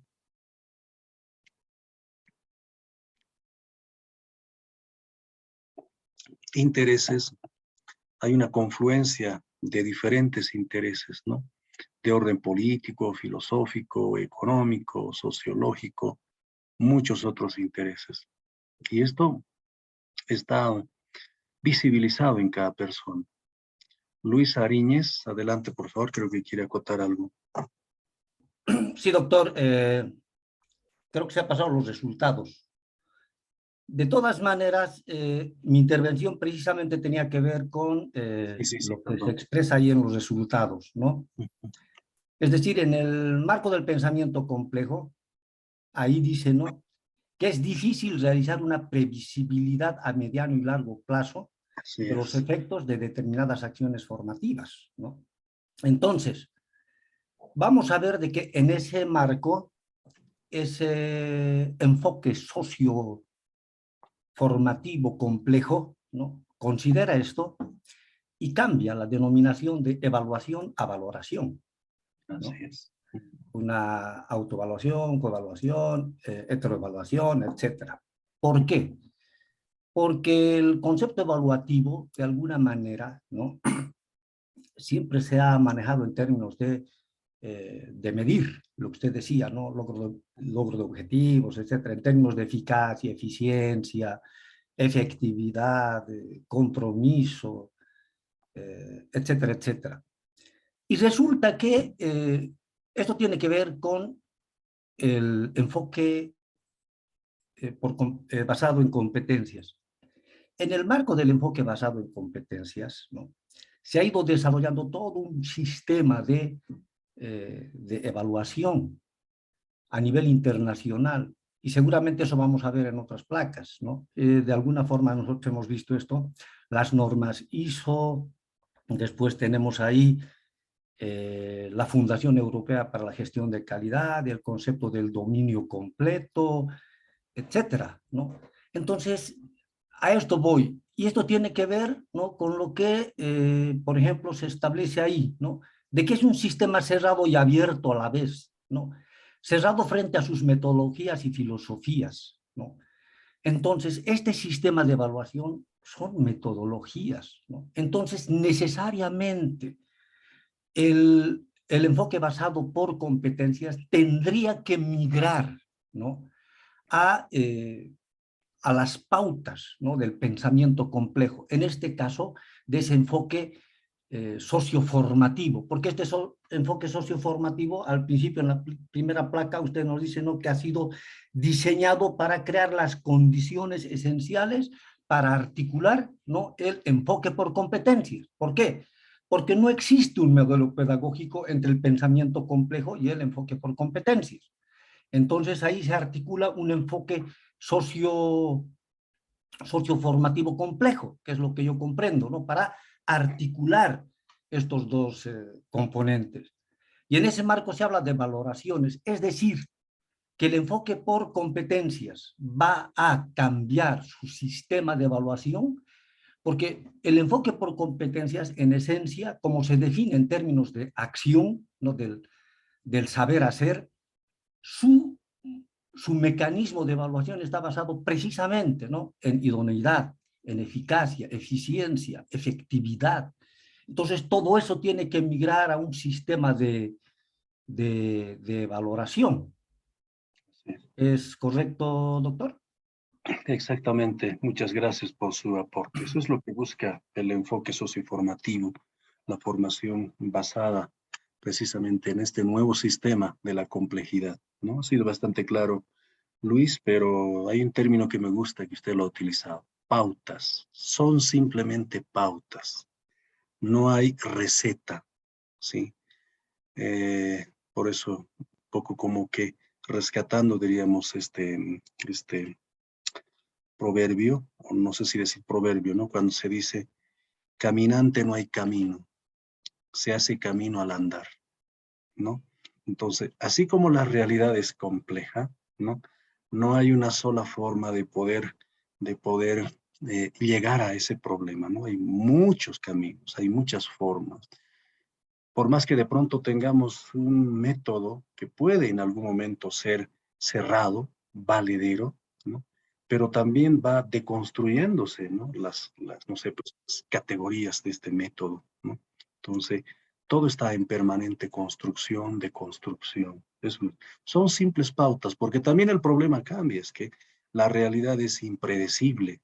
Y bien con la observación, cuando usted decía de los resultados, y nos hemos omitido, los resultados no son inmediatos. Todo esto es a largo plazo, mediano a largo plazo. Se producen en el tiempo. Es difícil realizar una previsibilidad a mediano y a largo plazo de los efectos de determinadas acciones formativas, ¿no? Puede ser que lo que estemos haciendo, lo que estemos aplicando como metodología de enseñanza, sea la enseñanza problematizadora, la enseñanza por proyectos, el trabajo en grupos colaborativos, etcétera, aparentemente sean buenos, ¿no? Pero ¿qué pasa si también en el proceso vemos de que se dan incoherencias, tal vez no se logra la meta o el objetivo, así como estamos planteando? Entonces hay que revisar la metodología, ensayar otras técnicas, otras estrategias de abordaje, ¿no? De la experiencia de la enseñanza, etcétera, etcétera, ¿no? Entonces, ahí en realidad el docente es un verdadero artista. Como que ahí traemos nuevamente en escena, ¿no? Ese concepto tan tradicional y clásico conocido desde Juan Amos Comenius, la didáctica como el arte de la enseñanza. ¿Y qué hace el artista para poder mostrar una obra? Pone en práctica su imaginación, ¿no? Su sentimiento. El docente es un artista desde ese punto de vista, ¿no? Porque se está imaginando, ¿no? Una realidad compleja, está formando a las futuras generaciones en función a esa realidad compleja, está inculcando valores y principios complejos, ¿no? Entonces, por supuesto que esto también tiene que ver mucho con la acción evaluadora, lo decía muy bien, no es solo evaluar por evaluar, sino hay que pasar incluso de un cambio de entendimiento del propio concepto de evaluación. Creo que Luis lo decía bien claro, pasemos al criterio de la valoración, pero para llegar a la valoración hacemos todo un trabajo previo, ¿no? De diagnóstico, de incluso construir nuestros propios elementos de valoración, ¿no? Para emitir un juicio valorativo. Estudiante capaz, responsable, sensato, y sé pues muchos otros elementos valorativos, ¿no? Pero para decir eso, he pasado por etapas previas, ¿no? He aplicado una evaluación diagnóstica, una evaluación formativa, he utilizado muchas herramientas, muchos instrumentos de evaluación para llegar precisamente a esa conclusión. No he utilizado un solo recurso, ¿no? Este fue uno de los motivos, colegas, por el que fracasó el modelo por competencias en la educación regular. Ustedes saben, ¿no?, de que se aplicó la reforma 1565, perdón, en 1994 con este enfoque, ¿no? Fuimos uno de los primeros países en Latinoamérica, imagínense en la década de los 90, de poder aplicar en el currículo base del sistema educativo plurinacional el enfoque por competencias. Pero como implica precisamente este abordaje complejo de la realidad y a veces la desconexión del docente con estas herramientas metodológicas, hace de que se desvirtúe fácilmente, ¿no? Que es un enfoque imperialista, que pregona el individualismo, que no se aplica a la realidad boliviana, etcétera, etcétera, ¿no? Entonces, como que no dejamos salir a la luz nuestra vocación de maestro como tal, o de docente, ¿no? Los intereses, por eso la confluencia de intereses tendrá que ser también así, multidimensional. No solo es un interés en un solo sentido, ¿no? Es decir, político en un sentido. El político también tiene otra connotación, no es lo que nosotros conocemos habitualmente. El político como aquel, no sé, pues que se dedica a la politiquería, que está, no sé, lucha por el poder político, de pronto una vez que consigue el poder político, pues intenta hegemonizar, intenta corromperse, muchas otras cosas, ¿no? Cuando hablamos de lo político, a veces siempre como que queremos entender desde la política como un interés mezquino, ¿no? Como la política como algo que está vinculado a la confrontación, ¿no? A la tensión, ¿no? O como al sometimiento. No, la política también tiene que ver con el arte de buscar la unidad, la cohesión en el grupo, ¿no es cierto?, en función a objetivos colectivos, ¿no? Entonces, como que la política se materializa siempre en esa interacción colectiva, ¿no? Y obviamente el individuo, el profesional, tendrá que estar preparado políticamente para poder buscar el bienestar de esa comunidad, de ese colectivo social, ¿no? Entonces, ¿y eso qué significa también, no? abstraer conocimiento, reflexionar, imaginar, poner en práctica, ¿no es cierto?, la condición utópica, cómo podría ser la sociedad a futuro, ¿no?, a mediano a largo plazo.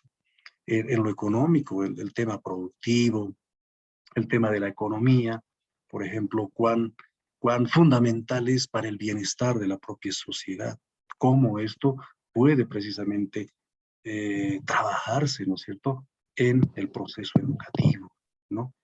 Y mucho más. Entonces, tiene que haber intereses de este tipo para poder formar o forjar el carácter de las futuras generaciones, ¿no? Relación entre los componentes, hay interacción continua entre los diversos subsistemas, lo que decíamos hace rato, todo está interconectado. Por eso, lo complejo viene de ese entretejido de elementos, todo está interrelacionado. Tenemos que aprender a visibilizar, esa interconexión de elementos. Y la pregunta es, ¿estamos preparados para poder ver precisamente esa, no sé, pues esa unidad en medio de la diversidad?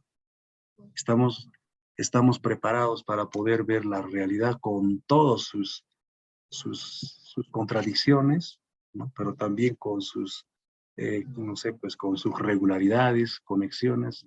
Lo más habitual es que estemos acostumbrados a ver todo normal. Por ejemplo, estamos acostumbrados a que transitemos, no sé, pues en las calles sin que nadie nos esté obstruyendo, sin ningún bloqueo, cuando todo está ok, que los sueldos lleguen cada, no sé, pues 2, 3 de cada mes, todo regular, ¿no? Pero la realidad no es solo así. Hay bloqueos, interferencias, accidentes, a veces hay problemas, no sé, peleas en la calle, hay ese tipo de incoherencias. Y hay que ser conscientes también para ver todo eso, ¿no?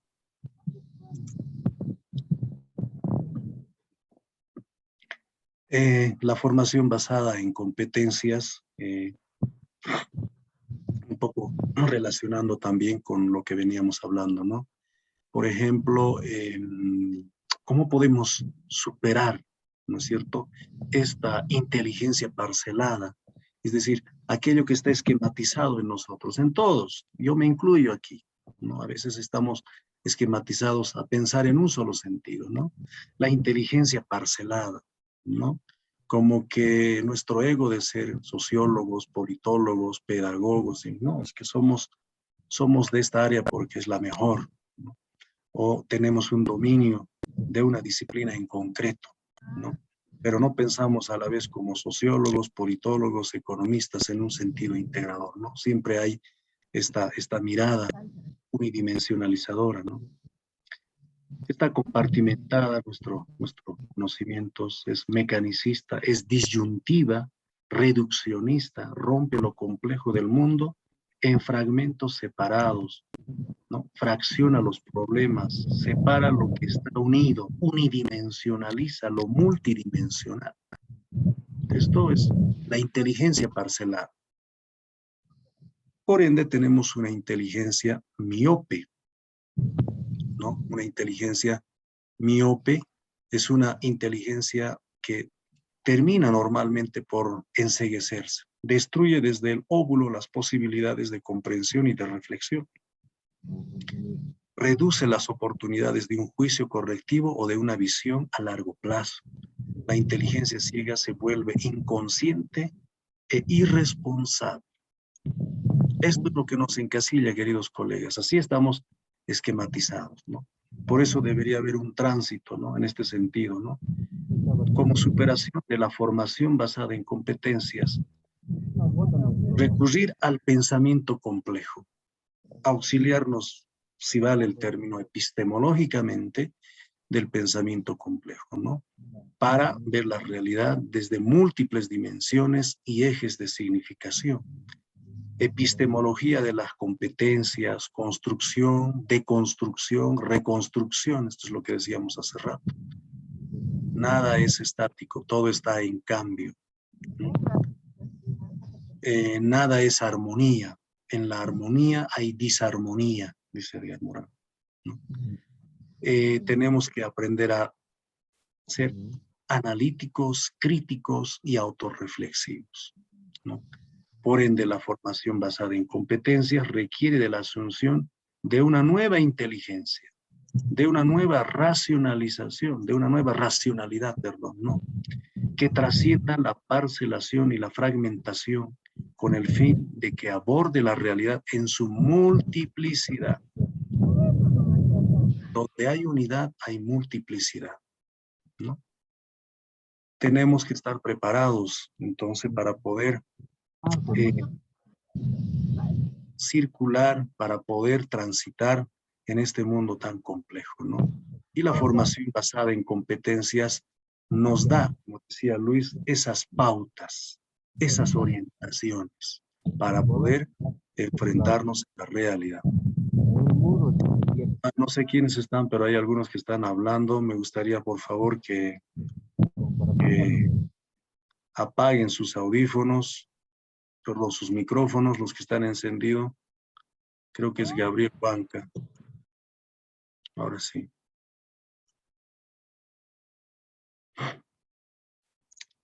Pues en ese marco hay 5 ejes en la formación de competencias, ¿no? 5 ejes. Estos ejes son la responsabilidad de las instituciones educativas, la responsabilidad social, la responsabilidad del sector laboral empresarial, la responsabilidad de la familia, la responsabilidad personal, y seguro hay muchos, ¿no? Pero son algunas pautas que desde el enfoque por competencias se recomienda considerar. La responsabilidad de las instituciones. Sabemos que toda institución educativa tiene que implementar procesos pedagógicos y didácticos de calidad. Ese es el principal objetivo, ¿no? Yo no... nunca he escuchado de que algún director o algún responsable de una institución educativa, algún administrativo, que no busque la calidad. Siempre, ese es al menos el discurso, ¿no? No, en nuestra institución educativa propendemos a la calidad de la formación, calidad docente, calidad en modelo educativo, todo, ¿no? Entonces, como que normativamente tenemos bien claro lo que tenemos que hacer, ¿no? Con recursos suficientes, autoevaluación continua, ¿no? La calidad del talento humano, la capacitación para tal propósito, ¿no? Tanto en directores, docentes, estudiantes, buscamos esto, como que ese es el paraguas, ese es el techo para nuestro desarrollo académico curricular, ¿no? Entonces, esta responsabilidad institucional tiene que ser también dinámico, tendrá que ser siempre consciente, ¿no? Y obviamente todo el andamiaje formativo diríamos que se proyecta o que se formula para toda la gestión, ¿no es cierto? Tendrá que ser siempre en función al mundo complejo, a la realidad compleja, ¿no? La responsabilidad social es la promoción de una cultura de formación del talento humano con idoneidad. Esto creo que también decía Luis Ariñez, ¿no? La promoción de una cultura de formación del talento humano con idoneidad, con valores ético-morales, ¿no? Fortaleciendo siempre el aspecto de la solidaridad, la cooperación, incidiendo en los medios de comunicación, aportando los recursos económicos necesarios en el propósito. Cuán útil, servicial o cuán, diríamos, constructivo es el individuo, el profesional, ante la sociedad. ¿Cuál es la responsabilidad también de la sociedad frente al proyecto ético de vida del estudiante? Responsabilidad del sector laboral, empresarial, académico. Esta es una de las críticas que se ha hecho a todas las instituciones educativas, ¿no? Como que los profesionales salían de las universidades y salían desconectados de la realidad. Cuando se insertaban en el mercado laboral tenían que desaprender, tenían que volver a reaprender de las nuevas experiencias, ¿no? Por eso viene también cuando decimos la universidad de la vida, ¿no? Cuando aprendemos más bien cosas más útiles y funcionales en la vida laboral, ¿no? Entonces, como que esa desconexión ha hecho de que el profesional con su formación teórica, doctrinaria, como que no estaba tan capacitado para poder afrontarse a los problemas de la realidad, sobre todo el mundo empresarial, el mundo académico, el mundo empresarial sobre todo. ¿Qué es lo que quería? profesionales, ¿no es cierto? Competitivos, profesionales que puedan resolver los problemas en función precisamente a la naturaleza de esa empresa, ¿no? Optimizando el tiempo, optimizando los recursos, etcétera, etcétera, ¿no? Pero profesionales que produzcan en menor tiempo, profesionales gestores, eso. Y obviamente ese es también uno de los motivos por el que nace la formación basada en competencias, es decir, los individuos, los profesionales tendrán que saber hacer. La competencia implica un saber hacer aplicado, ¿no? Aprender haciendo, aplicar el conocimiento. El estudiante, el profesional competente es porque aplica la teoría, en principio, a casos reales, a resolver problemas de la vida real. En este caso, a resolver problemas empresariales, problemas incluso del mundo industrial, ¿no? Cuando el estudiante competitivo esté preparado para poder desenvolverse adecuadamente en estos escenarios tan complejos y tan transdisciplinares, es competitivo, tiene las herramientas. Y la educación tendrá que tener esa mirada, ese horizonte de formación. La responsabilidad de la familia, que es muy importante. La formación no solo inicia en la escuela, empieza en la cuna del lugar, ¿no? Ahí es donde aprenden los primeros valores, como el respeto, la solidaridad, ¿no? Las primeras habilidades básicas, ¿no?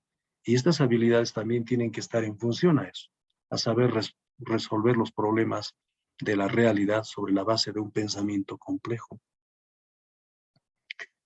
La responsabilidad personal es la formación de las propias competencias desde la autogestión del proyecto ético de vida, ¿no? O sea, se va desarrollando las competencias, sean básicas, genéricas, específicas, en función a un proyecto ético de vida, es decir, en función a un norte de formación y de autoformación, ¿no? En función a la autorrealización personal y el bienestar social. Qué cosa más compleja, ¿no? Queridos colegas, el tiempo no nos da más. Tenía en mente trabajarlo hasta las 8:30, pero bueno, ya son casi las 9. Quisiera que trabajen ustedes reflexionando en estos temas, en estos 30 minutos que nos queda, sobre estas consignas. Ya tienen el material ustedes en la,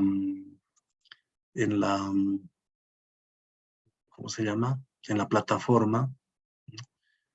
Un ratito, por favor.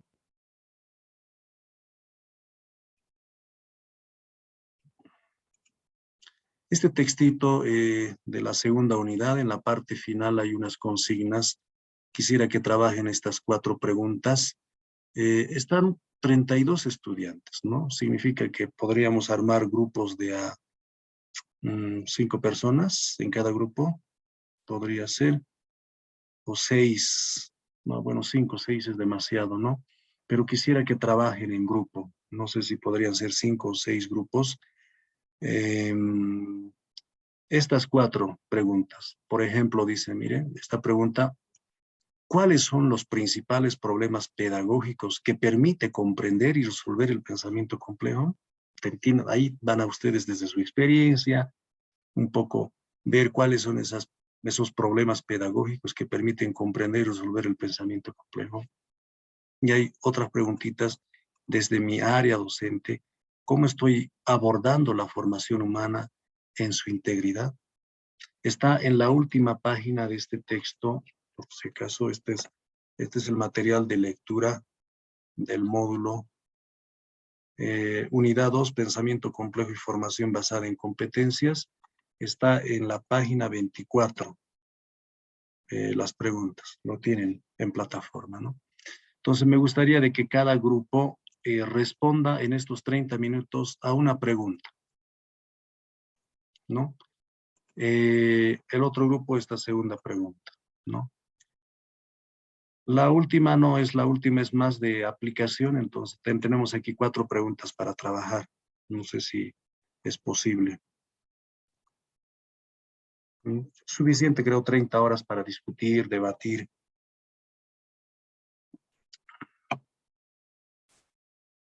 ¿De acuerdo? Sí, doctor, está bien. Esto nos va a ayudar un poco también a reflexionar sobre lo que hemos venido trabajando en estas 2 horas, ¿no? Y este Reitero, ¿no? trabajo, perdón, doctor, ¿este trabajo se lo tiene que presentar? ¿Cuándo se lo tiene que presentar? ¿Qué día? Ya, no, necesito una exposición. Un responsable no va a responder todos. Van a conformar grupos de 5 a 6 personas y necesito que el moderador o tal vez el relator o el encargado del grupo exponga en unos 3 o 5 minutos, digamos, ¿no? Su punto de vista como grupo, a qué conclusión han llegado en cada pregunta, ¿no? ¿Y Tenemos 4 preguntas. ¿Y cuándo se ¿Perdón? haría ese proceso de...? Tenemos, ahorita yo quiero que en estos 30 minutos ustedes discutan de 9 a 9 y media, porque las clases son de 9 a 9 y media, y la siguiente clase vamos a dedicar por lo menos media hora para discutir esto. ¿Les parece? De 7 a 7 y media. Luego entramos a la tercera unidad. Está bien, doctor, gracias. ¿Ya? Entonces, sería esto 30 minutos para discutir. Ahora no sé si voy a armar grupos aquí. ¿Alguien me puede colaborar? Reitero, a eso me refiero a veces las TIC. Yo estoy acostumbrado en el Meet, no tanto en el Zoom. Pero, a ver, no sé si alguien me puede ayudar. ¿Cómo podemos armar los grupos acá? Hay una herramienta por donde se va a ver pausas de grabación, retener reacciones, deshabilitar.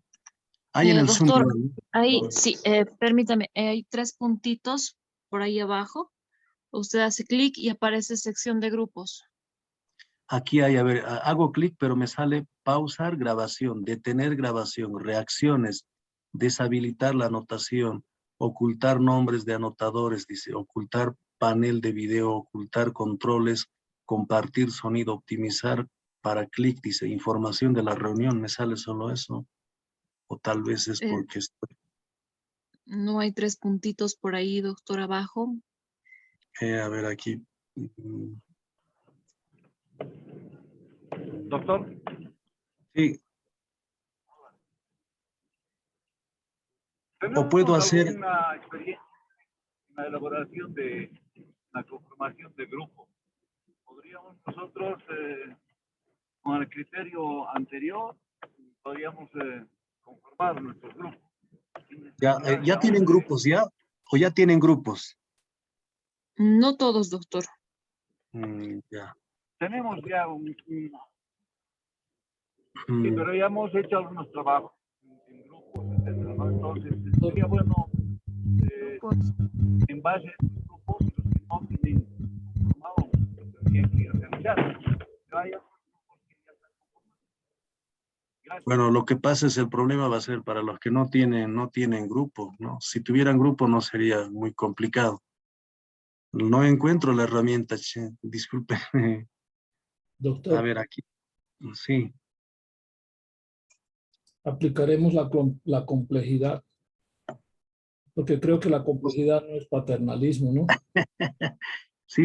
Entonces, bueno, cada uno que arme su grupo, ¿no? Y podrían hacer por WhatsApp o por Telegram, no sé, ¿no? Creo que la tarea está dada. La primera hora del día creo que es martes, ¿no? No estoy... Sí, el martes tenemos a las 7 de la noche. De 7 a 7 y media vamos a exponer. Entonces, a ver, les dejo. La forma de organizarnos. Perfecto. Es bien complejo porque toda nuestra relación ha sido virtual, pero creo que es parte de la aplicación.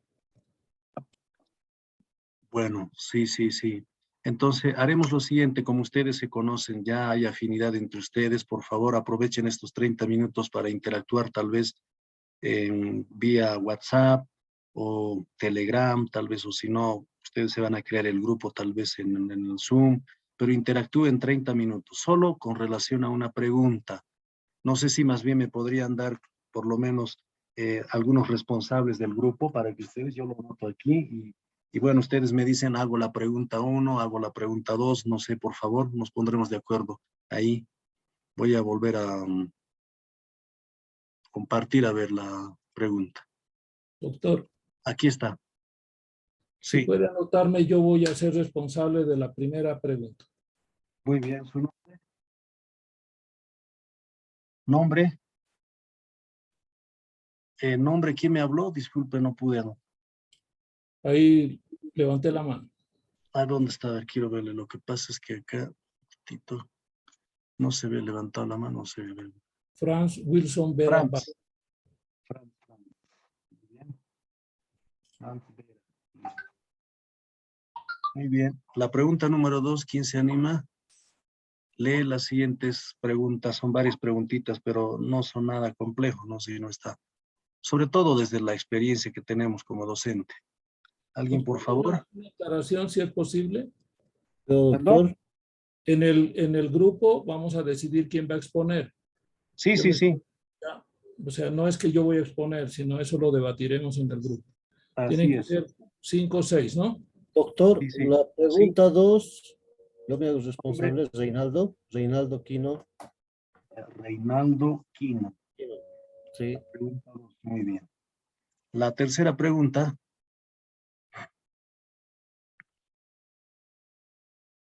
¿Quién se anima a la tercera pregunta?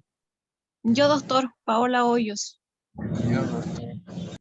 Hola, Hoyos. Hola, Hoyos. Muy bien. La cuarta pregunta. Yo, doctor Antonio Bustillos. Muy bien. Yo también. Antonio Bustillos. La cuarta. Son los responsables, luego de ahí el que expone de pronto probablemente sea otro, ¿no? Lo importante es que ustedes generalicen el medio o el recurso para poder discutir, debatir, ¿no? Entonces los demás, los que no tienen grupo, por favor, se suman al grupo de Franz Vera, Reinaldo Quino, Paola Hoyos y Antonio Bustillos. ¿Quedamos en eso? Doctor, una consulta. Solamente podemos participar las personas que hemos asistido a esta clase, ¿verdad? Sí, sí, sí, solo por si acaso estamos igual controlando asistencia, son 32 en total, y bueno, solo la evaluación va a ser para ellos, igual son evaluaciones procesuales por si acaso, ¿no? Y también vamos a ir un poco considerando a quienes están siempre participando. Tengo yo anotado las participaciones. Está bien, doctor. En la lista solamente tengo a 30 personas. Por favor, hay 2 personas que faltan. He vuelto a enviar el enlace para que puedan llenar sus datos. Solo eso, doctor, gracias. Muy bien, listo, muy agradecido con todos. Nos vemos el día martes ya con los debates, las exposiciones de esta segunda unidad. Luego pasamos a la tercera. Que tengan un buen fin de semana. Reitero mis disculpas por la sesión del día de ayer. Fue algo que no estaba a mi alcance. Muchas gracias y nos vemos el día martes. Doctor. Doctor, buenas noches. Buenas noches. Disculpe, no sé si alguien me podía incluir a su grupo porque no tengo yo grupo.